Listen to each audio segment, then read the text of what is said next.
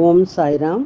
ஸ்ரீ சாயின் ஆசீர்வாதத்துடன் ஸ்ரீ கோவிந்த் ரகுநாத் தபோல்கர் என்ற ஹேமாத்மன் இயற்றிய ஸ்ரீ சாய் சச்சரித்திர கிரந்தத்தின் அடிப்படையிலே தொகுத்து மூல மராத்தியிலே விரிவுரையுடன் இயற்றிய தைந்தின் சாயிபோத் பேராசிரியர் டாக்டர் சீதாராம் கணேஷ் தேசாய் அவர்கள். இந்த நூலின் தமிழ் மொழிபெயர்ப்பு ஸ்ரீ சாயின் தினசரி ஞான போதனை தொகுத்து வழங்குபவர் டி.ஆர். மாதவன் அவர்கள். பிரார்த்தனை. சமர்த்த சாயி, இச்சிறு மந்திரம் புனிதமான ஜெயமருளும் மந்திரம்.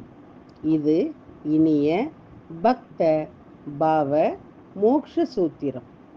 அவரது புனித வாழ்க்கை வரலாறு மதுரம்.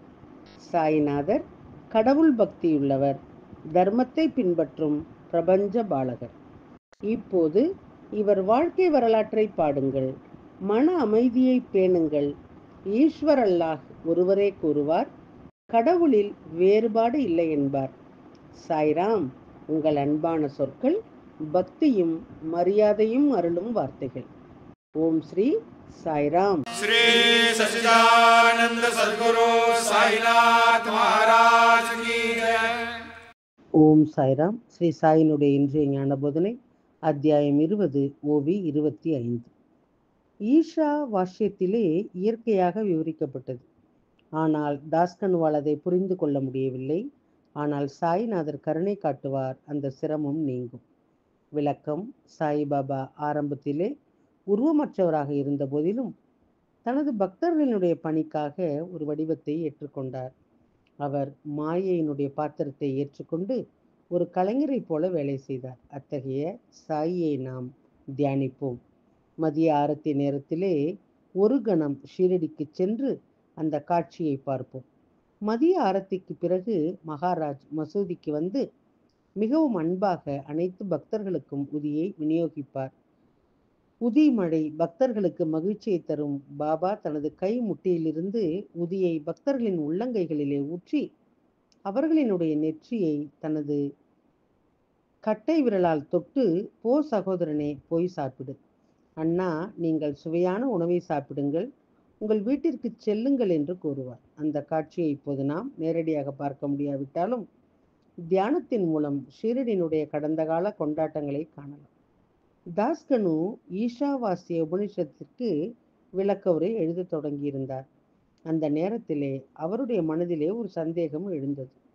அவர் ஷீரடிக்கு சென்று சத்குருவினுடைய பாதங்களிலே இதை சொன்னார்.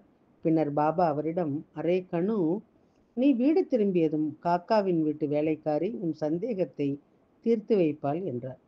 தாஸ்கனு அதே வழியிலே வார்த்தைகளை மொழிபெயர்த்தார்.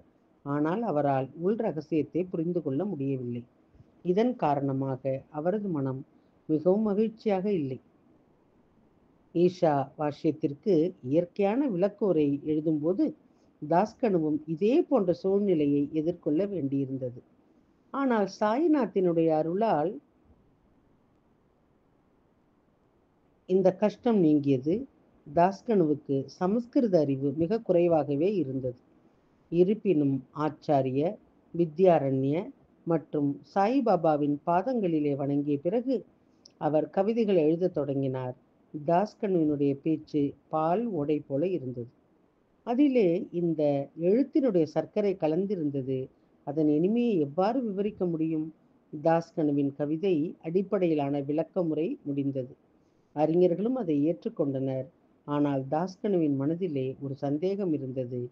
அவர் ஷீரடிக்கு சென்று பாபாவிடம் முழு விஷயத்தையும் கூறினார். பாபா அளித்த பதில் ஆச்சரியமாக இருந்தது. குறிப்பு: பாபா எங்கு அமர்ந்தாலும் பக்தர்களின் ஆர்வத்தை திருப்திப்படுத்த முடிந்தது. ஓம் ஸ்ரீ சாய்ராம். ஸ்ரீ சாயினுடைய தினசரி மற்றொரு ஞான போதனை அடுத்த தொடரிலே கேட்கலாம். சாயை பணிவோம். சாந்தி நிலவட்டும். ஓம் சாய்ராம். ஸ்ரீ சச்சிதானந்த சத்குரு சாய்நாத் மகாராஜ்